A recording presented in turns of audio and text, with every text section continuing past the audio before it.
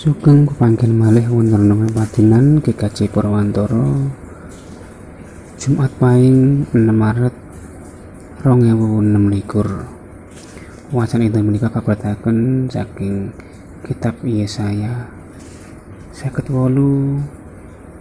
ayat ingkang gangsal ingkang mekaten surasipun,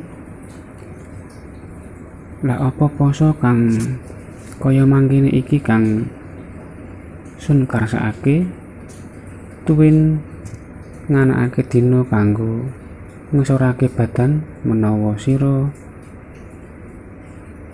ndingkluk kaya glagah lan jereng bagor sarta awu sira anggo lemek turu. Apa iku kang sira arani poso? Nganakake dina kang dadi keparingi Pangeran Yahowah. Ing rahayu menika saben tiyang ingkang mirengaken sabdanipun Gusti lan ngestokaken wonten ing gesang padintenan. Hosiana, amin.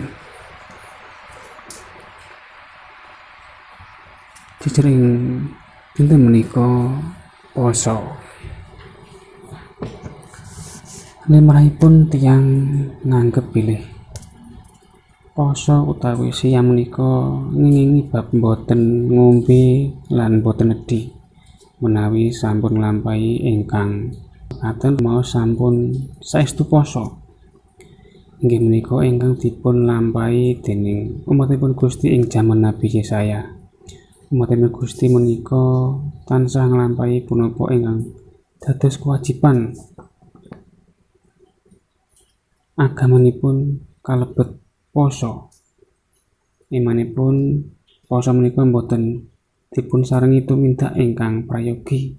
Pramila lumantar Nabi Yesaya Gusti Allah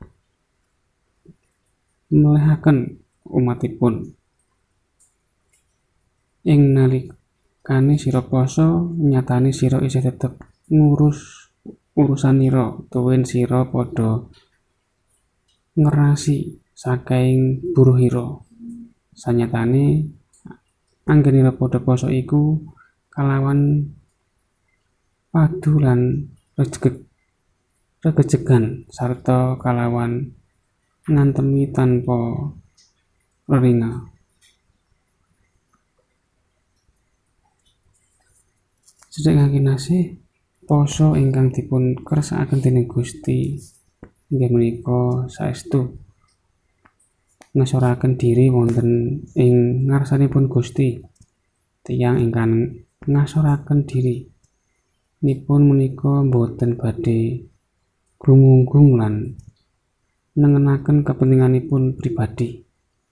Poso ingkang sejati menika nyingkur badanipun piyambak lajeng sumadya ngladosi karsanipun Gusti.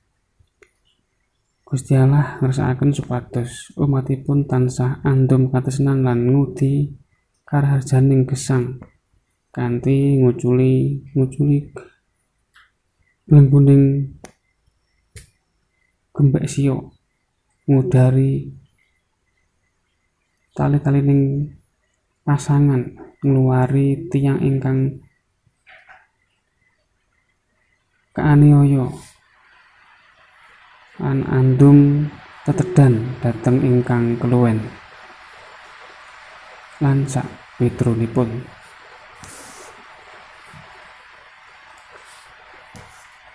Ing jaman samangke kathah tiyang Kristen ingkang nglampahi siyam ing mangsa-mangsa Prapaskah.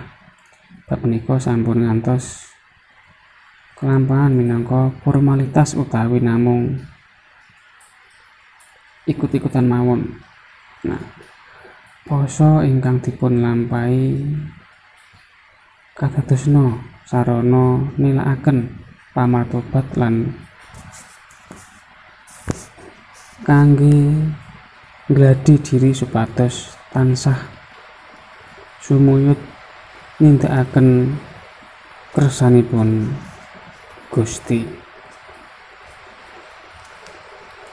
Amin. Semoga kita ndedonga. Dara makaswargan Matur nuwun Gusti paduka tansah berkahi gesang kawula. Ananging manca menika Gusti paduka tansah nganti nglimati gesang kawula saged nyinau wonten ing sabda pangandika ing dinten menika.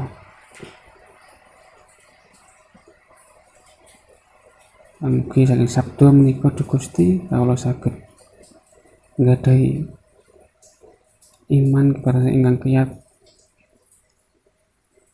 lan saged dados pribadi ingkang ngendhelaken saking sabda menika wonten ing gesang kawula sami. Wonten asmanipun Gusti Yesus kawula sampun ndedonga. Amin.